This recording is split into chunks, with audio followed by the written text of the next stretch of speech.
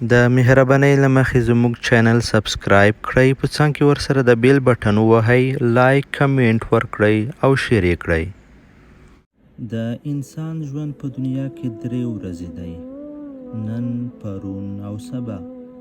د 3 ورځو ژوند په دې نه ارزي چې انسان یې بې ځایه تیر کړي او پکې نیک عمل ترسره نه کړي.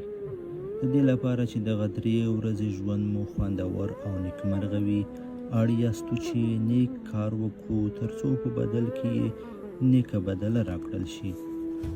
دا معمول خبره ده او زموږ او ستاسو د ژوند د دلیلونو یو متل دی چې څه کرې هغه به رېبې.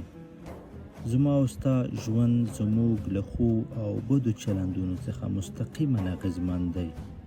که له انسان سره ښه وکړو ښه ترلاسه کوو، که بد وکړو نو بد رسیږي. شاوخوا موجود طبیعت زموږ د اعمالو هنداره ده. که د ځنګل ونې ووهو نو د ځنګل د هغه پخواني حکمت څخه بې برخې کیږو او د تنفس لپاره به هغه پخوانی فلتر شوي هوا ونه لرو.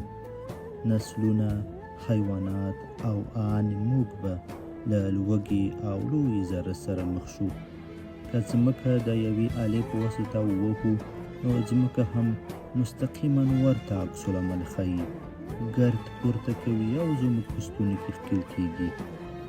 له دې ټولو خبرو کولو وروسته دې نتیجې ته رسیږو چې انسان ته ښه او بد رسیدل د ده په اراده پورې تړلي دي.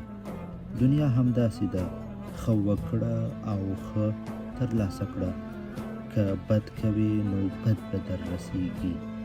رحمان بابا د بدو په اړه فرمایي: بد په بدو پښیماني کاندې رحمانه، بد په بدو پښیماني کاندې رحمانه، ته په خپلو بدو نشوې پښیمان ولې؟